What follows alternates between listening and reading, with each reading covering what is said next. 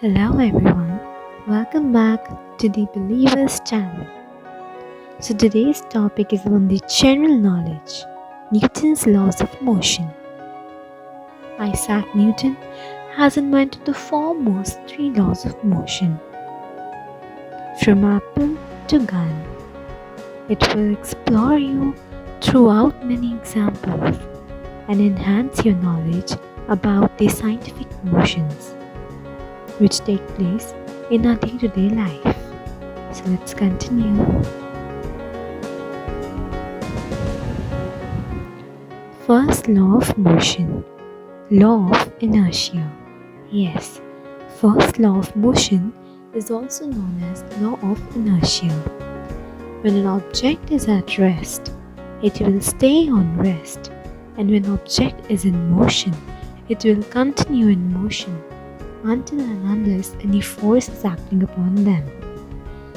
So for example, when a ball is kept on the floor, it will not move unless and until we kick it or air pushes that ball towards any direction.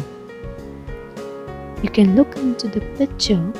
The first one states about the rest position of the ball. It is in rest and no force is acting upon it. And the second picture states that how the force is acted upon that ball and that ball had continued into the motion. So, it clearly states that an object which is kept on rest, it will stay at rest, and when it is in motion, it will continue in motion until and unless any force is acting upon it. Second law of motion, which is also known as law of acceleration.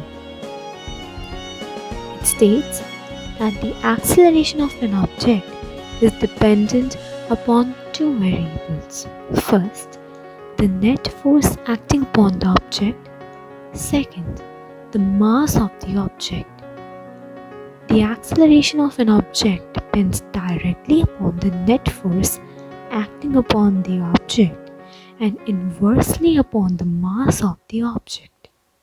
As the force acting upon an object is increased, the acceleration of an object is increased. As the mass of an object is increased, the acceleration of the object is decreased.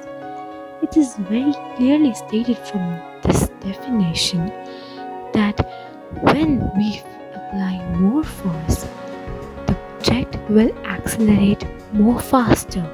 And when we apply less force, the object will accelerate slower, depending upon the mass of the object. Let's clearly enhance about the second law of motion from the examples. Newton's second law examples.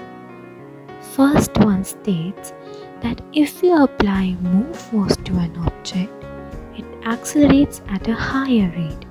Yes, if we'll apply more force to a trolley, it will accelerate. The speed of that trolley will increase.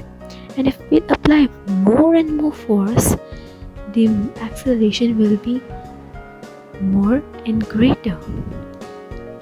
The second example states about the mass, that if the mass of an object is greater, so the force will be applied will be lesser than the mass of an object, and then acceleration will also be slower. And when more mass will be there, less force and less acceleration will be there. So force is directly related to acceleration and mass is inversely related to acceleration. If I explain you all about any other example, so if we have a box and that's light in weight, if you apply more force to that box, it will accelerate more faster. And if you apply less force, it will accelerate but at a lesser speed. But if we take a heavy box and apply more force, the acceleration will not increase much, and if the mass is more than the force applied, then of course there will be very less acceleration. So it clearly states that the second law is dependent upon the force which is acting on an object and the mass. So force is directly proportional to acceleration and mass is inversely proportional to acceleration. Students, you can make down the notes of directly proportional, indirectly proportional, examples and the definitions.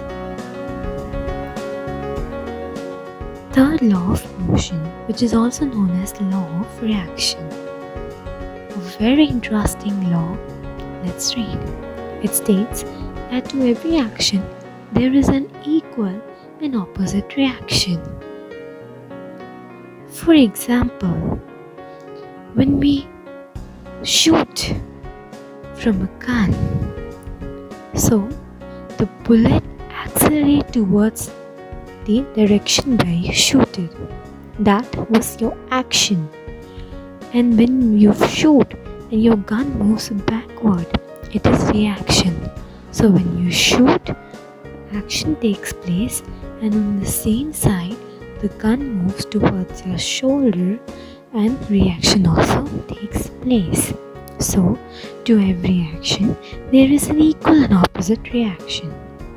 Second example says about a swimmer.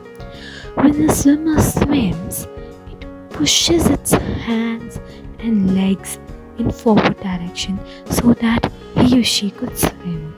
And in the same way, if he pushes, he does the action. And the water moves into backward direction, pushing the swimmer towards and accelerating him is the reaction.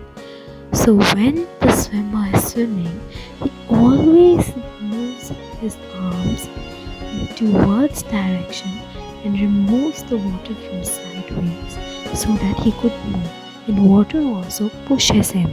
So to an action there is an equal reaction. Similarly, when we move or a train is moving, so when the engine is being started, alright, the first two trolleys move in a backward direction and then to the forward. So this is also known as third law of motion. So swimmer or we, when we go into the water, we push ourselves towards, and similarly the water also pushes us into towards direction. So we do action and we have reaction. So these are a few examples.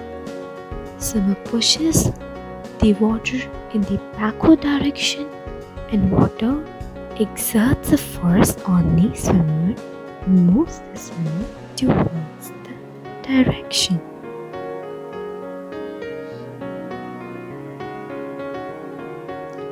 So here is an interesting question for you all. You have to give me answer in the comment section. When a person walks on the ground, which law of motion can be best described? It's a very interesting question. Let's see who answers it correct. Thank you, students. Stay blessed.